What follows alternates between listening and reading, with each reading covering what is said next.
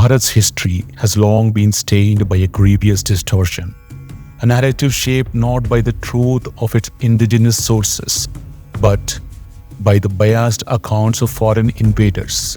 The neglect of ancient Sanskrit records and an overwhelming dependence on Persian and Arabic texts have distorted our understanding of the past, creating a misrepresented view of Bharat as a land that fell easily to Islamic invaders. The cause of this historical imbalance is that the majority of the Muslim historians were part of the ulema class whose deeply inbuilt partialities led them to dismiss any account that contradicted their belief in the strength of Islam.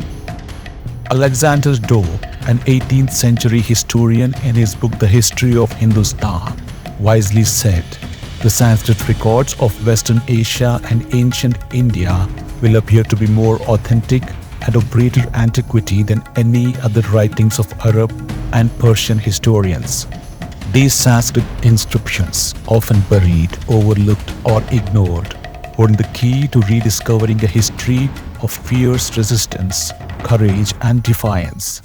The true story of Bharat's medieval past is not one of surrender, but one of relentless warriors, kings, and dynasties who stood resolute against the tide of foreign conquest. It's time to reclaim this lost history, to cast aside the defeatist narrative imposed by biased historians, and to honor the valor of the unsung heroes of Bharat. From the Deccan to the Gangetic Plains, from the arid expanses of Rajasthan to the lush heartlands of Malwa, the stories of Hindu warriors rise like an inspiring call. These are the stories of men who, despite the overwhelming odds, fought not just for their kingdoms, but the very soul of Bharat. Their triumphs, etched in stone and recorded in ancient inscriptions, stand as a demonstration to their firm determination to protect their people, their culture, and dharma.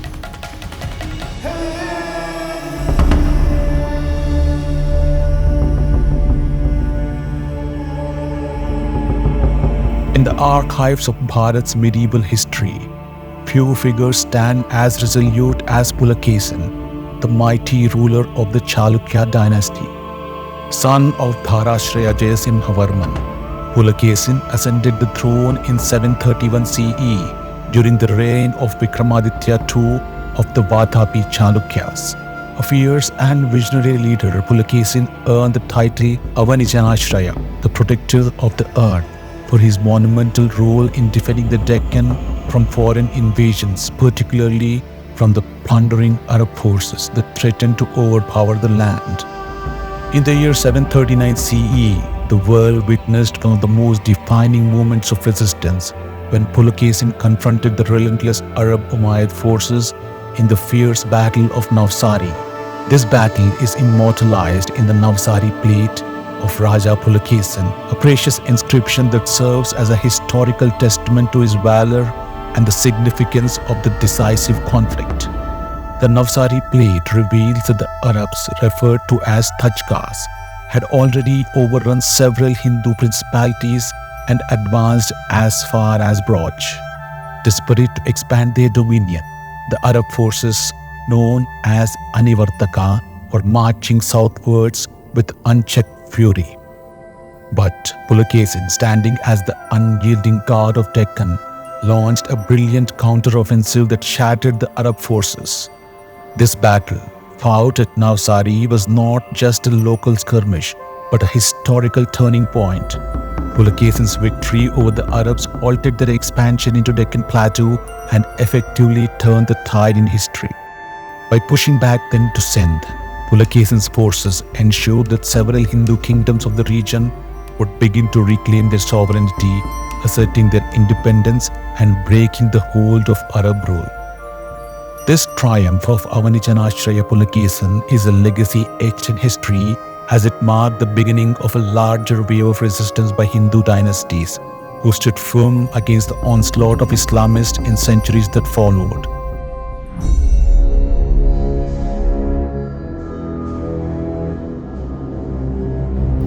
In the heart of Bharat's medieval history, The Gurjara Pratihara dynasty stands as one of the most formidable defenders against the tide of Islamic invasions. Among its greatest champions was Bhoja I, a ruler whose legacy shines through in the Gwalior stone inscription, where he honors the efforts of his ancestors in repelling the relentless Arab onslaught. Bhoja I's reign, marked by strategic alliances and military genius, played a crucial role in ensuring the survival of Hindu dominions against the expanding forces of Islam. The Gwalior inscription speaks of the formidable Nagabhatta I, Bhoja's ancestor, who forged an alliance of Hindu rulers to counter the Arab threat. This coalition brought together the strength of various kingdoms, including the Rashtrakuta ruler Jayasimhavarman and Bappa Rawal of Mewar, all of whom united under the banner of resistance. But perhaps the most notable ally in this effort was Pulakeshin, the heroic king of Chalukyas, who already halted the Arabs in Deccan. Together, these warriors formed a line of defense that stopped the Islamic forces' attempts to extend their dominion into the heart of Bharat. While Pulakeshin turned back the Arabs from the south, the Gurjara Pratihara dynasty, led by Nagabhatta I, met the enemy head-on to the west, decisively checking the Arabs' advance. The Gwalior inscription confirms this victory, detailing how Gurjara forces repelled the Arabs with unparalleled determination. Arab travelers too acknowledge the bitter enmity between the rulers of Gurjaras and the Arabs, illustrating the intense resistance that characterized this period. Bhoja I, in his inscription, not only celebrates the contributions of his ancestors, but also lauds the victories of Nagabhatta II, another illustrious Pratihara ruler, further cementing Gurjara Pratihara dynasty's role as the protector of Indian subcontinent.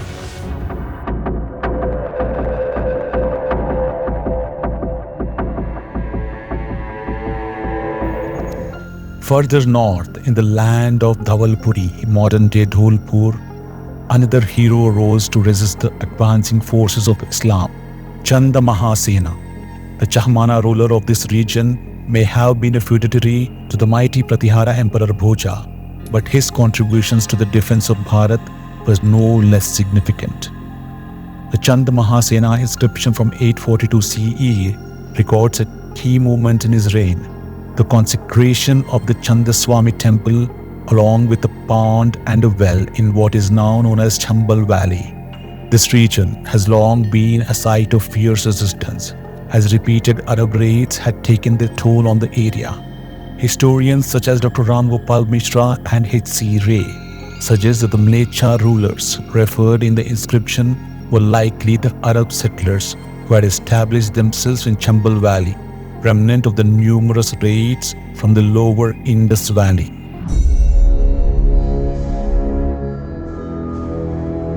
Govinda Chandra, the son of Madanapala of Ghatavala dynasty, is celebrated in Rahan inscription, which describes the heroic efforts of the prince in defending his kingdom against the forces of Masul III, the Ghaznavid Empire. Even before assuming full kingship, Govinda Chandra led successful campaigns against Muslim armies that sought to subjugate his land. His military victories were so decisive that he secured his kingdom's safety, rendering it almost immune from the reach of Islamic forces for many years. Govinda Chandra's victories were so impressive that he earned a divine reputation. His triumphs were seen not merely as military success, but as victory of Dharma, securing his legacy as the incarnation of God Hari. Govinda Chandra's actions are a shining example of the fierce resistance by indigenous rulers during a time when the very existence of their kingdoms was threatened by foreign invaders.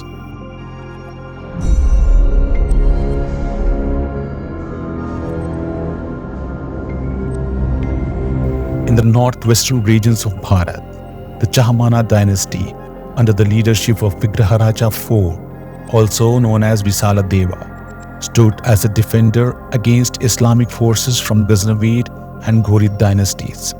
Visaladeva's reign extended from Chahmana dominions to Himalayan foothills and controlled territories stretching between Yamuna and Satluj rivers. This expansion inevitably brought Chahmanas into conflict with Islamic powers of Ghazni, and Lahore. Delhi's Shivalik pillar inscription of Vigraharaja IV records his repeated victories over Turushkas or Turks and Mlechas, the term often used to refer to Muslim invaders.